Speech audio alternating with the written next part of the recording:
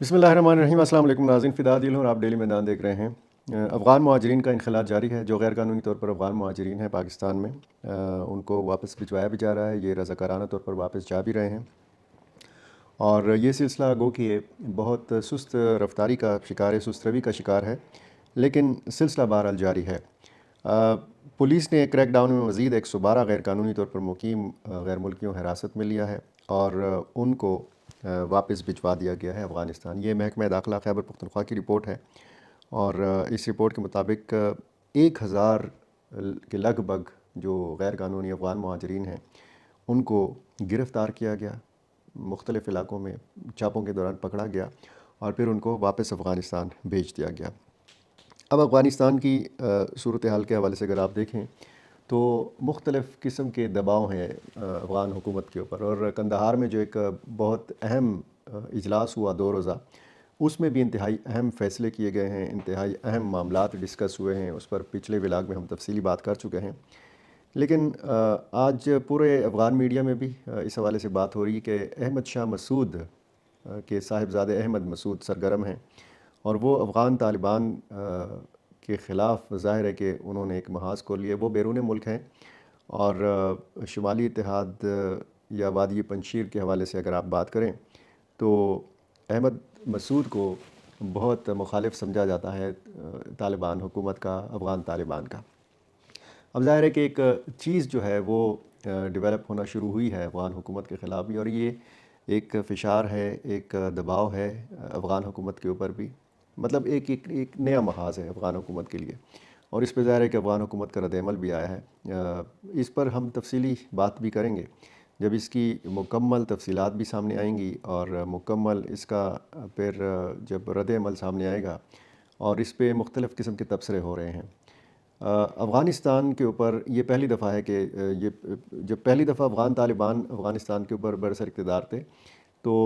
कुछ शुमाली इलाके ऐसे थे, शुमाली सूबे के, वहाँ पर अफ़गान तालिबान की हुकूमत नहीं थी। लेकिन इस वक्त अगर आप देखें तो पूरे अफ़गानिस्तान पर तालिबान जो हैं वो बरसर इक़्तिदार हैं। अब मामला पाकिस्तान और अफ़गानिस्तान का जो है वो कालादम टीटीपी के हवाले से है और ये मुबस्सिरीन का इस बात पर इत्तेफ़ाक़ है कि जब शिद्दत पसंद तंज़ीमें होती हैं तो उनमें से एक तंज़ीम को अगर कहा जाए कि जी आप फ़लाँ शिद्दत पसंद तंज़ीम के ख़िलाफ़ कार्रवाई करें, तो वो किसी तीसरे के कहने पर ऐसा काम नहीं करते। जिस तरह माज़ी में हमने देखा कि अफ़गान तालिबान से कहा गया कि जी आप अल-कायदा के ख़िलाफ़ कार्रवाई करें, उसामा बिन लादेन को हमारे हवाले करें, लेकिन अफ़गान तालिबान ने इनकार कर दिया। और फिर आपने देखा कि अमेरिका पर अफ़गानिस्तान के ऊपर अमेरिका ने हमला किया और फिर वो यहाँ पर काबिज़ हो गया अफ़गानिस्तान के ऊपर। और फिर इसी तरह आज अगर पाकिस्तान अफ़गान तालिबान से कह रहा है कि आप कालादम टीटीपी के ख़िलाफ़ कार्रवाई करें, तो वो पुराने जो मनाज़िर हैं एक बार फिर सामने आ जाते हैं और माज़ी के किस्से एक बार फिर सामने आ जाते हैं। जिस तरह अमेरिका ने मुतालबा किया था अफ़गान तालिबान से अल-कायदा के ख़िलाफ़, इसी तरह पाकिस्तान का मुतालबा है अफ़गान तालिबान से कालादम टीटीपी के ख़िलाफ़ कार्रवाई करने का या टीटीपी के लोगों को पाकिस्तान के हवाले करने का। तो अब ये ज़ाहिर है कि हल तलब मसला है दोनों मुल्कों के माबैन। एक जो कशीदगी है, जो तनाज़ा है, सबसे बड़ा तनाज़ा है कैसे इस मसले से अफ़गान हुकूमत निकल सकती है जब अफ़गान तालिबान के अंदर एक राय ये मौजूद है कि पाकिस्तान की अपनी एक अहमियत है, पाकिस्तान को इस तरह नज़रअंदाज नहीं किया जा सकता, पाकिस्तान के मुतालबे को इस तरह नज़रअंदाज नहीं किया जा सकता। पाकिस्तान में अब भी लाखों अफ़गान जो हैं, चाहे वो कानूनी तौर पर मुकीम हैं कि चाहे वो गैर कानूनी तौर पर मुकीम हैं, लेकिन अभी तक वो पाकिस्तान में मौजूद हैं और ये अफ़गान क़यादत को अच्छी तरह पता है। और कंदहार के इजलास में भी इस मामले पर बात हुई है। मैंने शुरू के कुछ व्लॉग्स में आपको बताया था कि अफ़गान तालिबान के मुख्तलिफ़ ग्रुप्स हैं, यानी ग्रुप बंदी नहीं है, ऐसा कोई बड़ा इख्तिलाफ़ नहीं है, इख्तिलाफ़ राय है। और इख्तिलाफ़ राय आपको पता है कि हुस्न होता है जमहूरियत का, लेकिन वहाँ पे तो जमहूरियत है नहीं। लेकिन बहरहाल जो अपना एक सिस्टम है तालिबान का, शूरा का, वहाँ पर मुशावरत ज़रूर होती है, वहाँ पर बातचीत होती है, वहाँ पर एक दूसरे की राय सुनी जाती है, मसाइल डिस्कस होते हैं, मसाइल का हल जो है उसकी तजावीज़ आती हैं। अब जो कंदहार में इजलास हुआ है उसका क्या नतीजा फिर बरामद होता है, क्योंकि मुल्ला हैबतुल्लाह के हवाले से ये कहा गया कि उन्होंने पड़ोसियों के साथ अच्छे रवाबित रखने की और ये रवाबित बढ़ाने की ज़रूरत पर ज़ोर दिया है। یعنی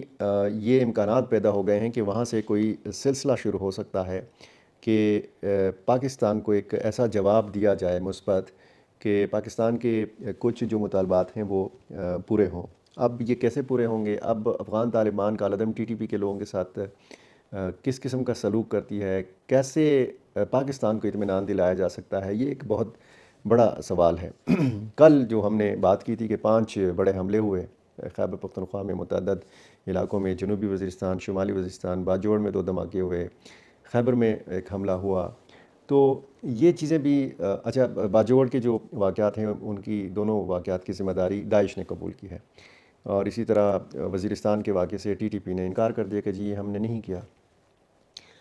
اب داعش خراسان جو ہے وہ افغان طالبان کے لیے بھی درد سر ہے، اور ظاہر ہے کہ پاکستان کے لیے بھی درد سر ہے۔ یہ ایک ایسا نقطہ ہے کہ جس پر پاکستان اور افغانستان متفق ہو سکتے ہیں۔ افغان طالبان کو خدشہ کیا ہے؟ یعنی کچھ لوگ وہاں پہ ایسے ہیں افغان طالبان کے اندر کہ وہ یہ رائے رکھتے ہیں کہ اگر ہم نے افغانستان کے اندر کالعدم ٹی ٹی پی کے خلاف کارروائی کی تو پھر ہو سکتا ہے کہ یہ کالعدم ٹی ٹی پی کے لوگ جو ہیں یہ کہیں داعش کی طرف نہ چلے جائیں، یہ داعش کے ساتھ نہ مل جائیں۔ اور داعش کے حوالے سے آپ کو پتہ ہے کہ شروع میں جب افغان طالبان برسر اقتدار آئے تھے تو انہوں نے یہ کچھ کارروائیاں بھی ایسی ہوئی تھیں، اور وہاں پہ جو سیکیورٹی ماہرین ہیں ان کا بھی یہ کہنا تھا کہ اگر افغان طالبان کے لیے فوری طور پر کوئی تنظیم چیلنج بن سکتی ہے تو وہ داعش ہے۔ تو یہ ایک صورتحال ہے، اور پھر اس میں اگر آپ دیکھیں کہ یہاں کی مذہبی جماعتوں کو بھی نشانہ بنایا جا رہا ہے۔ باجوڑ میں جے یو آئی کا جو ورکرز کنونشن تھا اس میں خودکش حملہ ہوا، اس میں پھر 80 سے زیادہ جو جے یو آئی کے کارکن تھے انہوں نے جام شہادت نوش کیا، اور اس واقعے کی داعش خراسان نے ذمہ داری قبول کی تھی۔ اب جو باجوڑ میں 2 دھماکے ہوئے ہیں ان واقعات کی ذمہ داری بھی داعش نے قبول کی ہے، اور ایک واقعے میں تو جمعیت علماء اسلام سے وابستہ ایک بزرگ کو شہید کیا گیا۔ یہ دہشت گردی کا جو چیلنج ہے یہ ظاہر ہے کہ پاکستان کو درپیش ہے۔ افغانستان میں فی الحال آپ کہہ سکتے ہیں کہ نسبتاً بہت زیادہ امن ہے، وہاں پر داعش اس طرح کی کارروائی نہیں کر رہی جس طریقے سے پاکستان میں ہو رہی ہیں، واقعات ہو رہے ہیں اور وارداتیں ہو رہی ہیں۔ تو کالعدم ٹی ٹی پی کو کیسے سنبھالا جائے، ٹی ٹی پی کے لوگوں کو کیسے سمجھایا جائے کہ جی آپ پاکستان پہ حملہ نہ کریں، یا ان کے خلاف ایسی کون سی عملی کارروائی کی جائے کہ جس کو دیکھ کر پاکستان مطمئن ہو جائے اور پاکستان کہہ دے کہ ہاں افغان طالبان نے وہ کام کر دیا ہے کہ جو ہم چاہتے ہیں۔ اب ظاہر ہے کہ زور تو سارا افغان مہاجرین کے اوپر نکل رہا ہے۔ جو غیر قانونی افغان مہاجرین ہیں وہ تو جا بھی رہے ہیں، 2.5-3 لاکھ جا بھی چکے ہیں۔ اس کے بعد مرحلہ آتا ہے قانونی طور پر جو مقیم افغان مہاجرین ہیں، اور پاکستان پر بھی دباؤ ہے۔ اقوام متحدہ، انسانی حقوق کی تنظیمیں، امریکہ، برطانیہ، ایسی جو طاقتیں ہیں یہ بھی کہتی ہیں کہ جلد بازی میں غیر قانونی غیر ملکیوں کو نہ نکالا جائے، اور 25,000 ان لوگوں کی تو باقاعدہ امریکہ نے لسٹ دی ہے پاکستان کو کہ یہ وہ لوگ ہیں، یہ وہ افغانی ہیں کہ جنہوں نے کسی نہ کسی وقت میں کسی نہ کسی مرحلے کے اوپر امریکہ کے ساتھ کام کیا ہے۔ تو اور اطلاع یہی ہے کہ ان 25,000 لوگوں کو فوری طور پر پاکستان سے نہیں نکالا جا رہا امریکہ کے کہنے پر۔ اب یہ ساری صورتحال جو ہے اس کو کیسے ختم کیا جا سکتا ہے، کشیدگی کو کیسے ختم کیا جا سکتا ہے، یہ اب اگر یہ قندھار کے جو اجلاس کے جو شرکاء تھے، یہ جو لوگ تھے، کیا فیصلہ لے کر کابل واپس جائیں گے، اور کابل میں جب اس حوالے سے اگر کوئی اقدامات کرنے کے احکامات دیے گئے ہیں ان کے امیر المومنین کی جانب سے، تو پھر ہو سکتا ہے کہ کچھ دنوں میں کوئی عملی صورت نظر آئے۔ عملی صورت اس شکل میں کہ کابل سے کوئی ایسا اعلیٰ سطحی رابطہ ہو حکومت پاکستان کے ساتھ، اسلام آباد کے ساتھ، کہ جس کا پھر کوئی نتیجہ برآمد ہوتا ہوا نظر آئے۔ اب افغان جو شہری ہیں، جو افغان مہاجرین ہیں جو پاکستان میں مقیم ہیں، وہ ایک تو گلہ کر رہے ہیں پاکستانی فیصلے کے حوالے سے، وہ شاکی ہیں، وہ شکایت کر رہے ہیں، ٹھیک ہے، لیکن وہ اپنی حکومت کی جانب بھی دیکھ رہے ہیں کہ ان کی حکومت کیا کر رہی ہے۔ ان کی حکومت اس حوالے سے صرف وہاں پر ٹی وی پہ بیٹھ کر بات کر رہی ہے، وہاں پہ صرف رد عمل دے رہی ہے، وہاں پہ صرف افغانستان کے کچھ وزراء جو ہیں وہ اپنے رد عمل دے رہے ہیں اور یہ بات کر رہے ہیں اور مذمت کر رہے ہیں، جی پاکستان نے غلط کیا، پاکستان کو ایسا نہیں کرنا چاہیے تھا۔ عملی طور پر افغان حکومت نے کیا کیا ہے ان افغان شہریوں کے لیے، اپنے ہی ہم وطنوں کے لیے، اپنے ہی مہاجرین کے لیے، کہ جن کو پاکستان نے نکالنے کا فیصلہ کیا ہے، غیر قانونی جو افغان مہاجرین ہیں۔ تو یہ افغان مہاجرین بھی حیران ہیں، منتظر ہیں کہ افغان حکومت تو وہاں پر ظاہر ہے کہ انتظامات تو کر رہی ہے، وہاں پہ امدادی ادارے بھی کام کر رہے ہیں کہ جو افغان مہاجرین پاکستان سے جا رہے ہیں ان کو خوراک بھی پہنچائی جا رہی ہے، ان کو پانی بھی پہنچایا جا رہا ہے، ان کے لیے خیموں کا بندوبست بھی کیا جا رہا ہے، ان کے لیے ٹرانسپورٹ کا بندوبست بھی کیا جا رہا ہے، فی نفر اور فی خاندان لوگوں کو نقد امداد بھی دی جا رہی ہے، اس میں کوئی شک نہیں ہے۔ اور ایک حوالے سے ہم یہ کہہ سکتے ہیں کہ افغان حکومت ان سارے معاملات میں مصروف ہے، تو ظاہر ہے کہ اب افغان حکومت کے سارے لوگ تو اس کام میں مصروف نہیں ہیں نا، کچھ ذمہ داریاں ہوتی ہیں جو ان کو وزراء ہیں وہ رابطہ کر سکتے ہیں، دو طرفہ رابطہ ہی جو ہے اس سے پھر مسائل کا حل نکلے گا۔ اگر طورخم بارڈر بند رہا ایک دن اور اس کو مذاکرات کے ذریعے چند ہی گھنٹوں بعد ایک ہی دن میں جس دن یہ بند ہوا اسی دن کھولا جا سکتا ہے، تو پھر کیا کابل اور اسلام آباد کے رابطے نہیں ہو سکتے؟ کیا ہم یہ رابطے کر کے غلط فہمیاں دور نہیں کر سکتے؟ اگر ہم یہاں سے بیان داغتے ہیں، جواب میں وہاں سے بیان داغا جاتا ہے، تو اس کا فائدہ کیا ہے؟ اس کا تو نقصان ہے، اس کا تو پاکستانی عوام کو بھی نقصان ہے اور اس کا افغانستان کے عوام کو بھی نقصان ہے، اس میں باہمی تجارت کرنے والے جو تاجر ہیں ان کا بھی نقصان ہے۔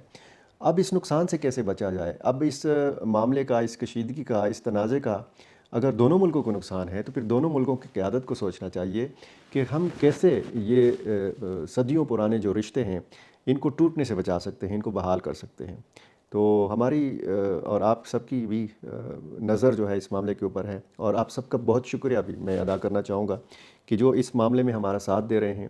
آپ کا ہر کمنٹ جو ہے وہ ایسا نہیں ہے کہ جی آپ نے کمنٹ کر لیا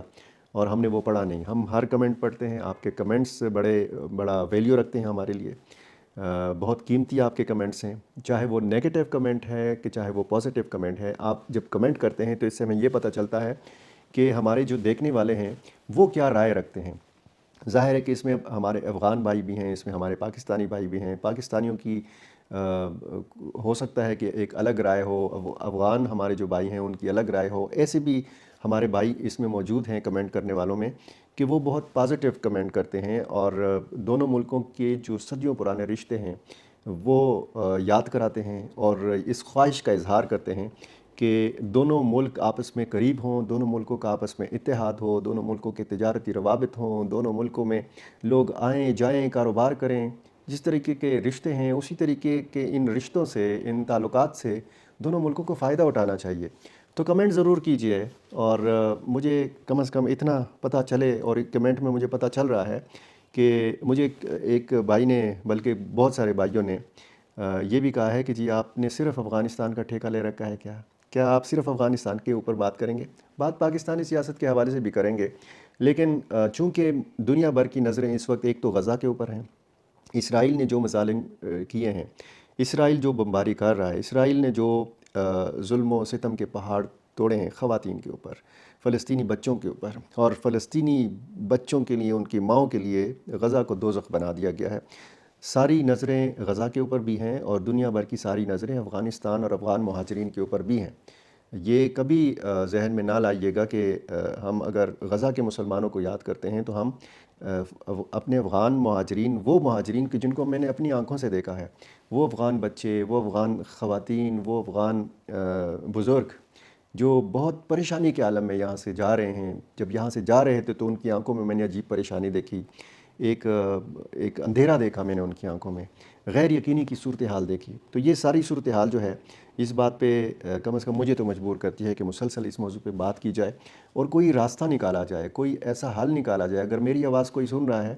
تو یہ بڑی پازیٹیو آواز ہے، اور یہ پازیٹیو آواز صرف اس کے لیے ہے کہ دونوں